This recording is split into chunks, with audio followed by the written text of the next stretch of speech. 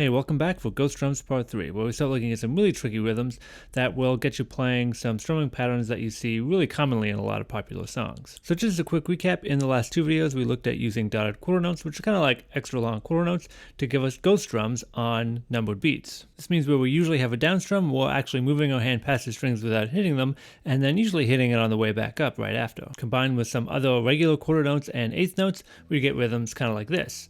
1 and 2.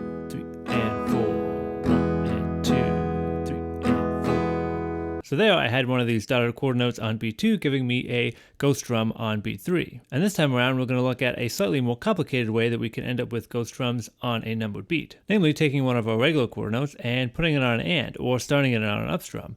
Here it will last past the next beat, where the number is, all the way to the next and. The easiest way to start this off is going to be by strumming all eighth notes, kind of like this, which I'll do just on an open E major chord again.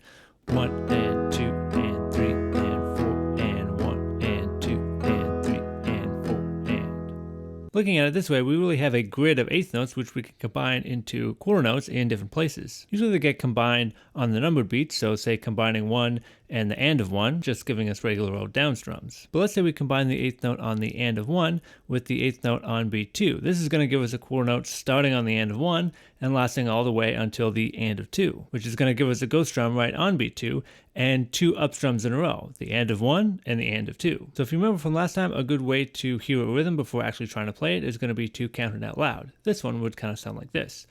1 and 3 and 4 and 1 and 3 and 4 and. And now we can give it a play. I'll start with a little count in. 1, 2, 3, 4.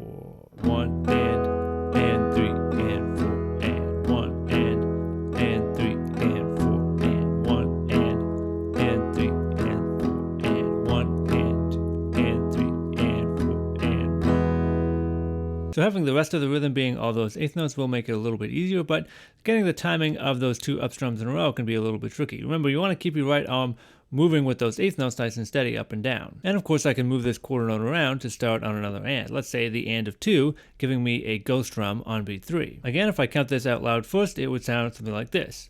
1 and 2 and 4 and 1 and 2 and 4 and. And if I give it a play, it'll sound like this. 1, 2, 3, 4. 1 and 2 and 3 and 4 and 1 and 2 and 4 and 1 and 2 and 4 and 1 and 2 and 4 and 1. So that's the basics of putting a quarter note on an and to get a ghost strum. But of course, we can combine this with all sorts of other rhythms, including quarter notes on other ands. But for now, all you really need to do to get one of the most common strumming patterns you see in a lot of songs is to put a quarter note on beat 1, combining those two eighth notes. So if I count this rhythm out loud, it would go 1, 2 and 4 and 1, 2 and 4 and 1. And if I give it a play, 1, 2, 3, 4. 1, 2 and 4 and 1, 2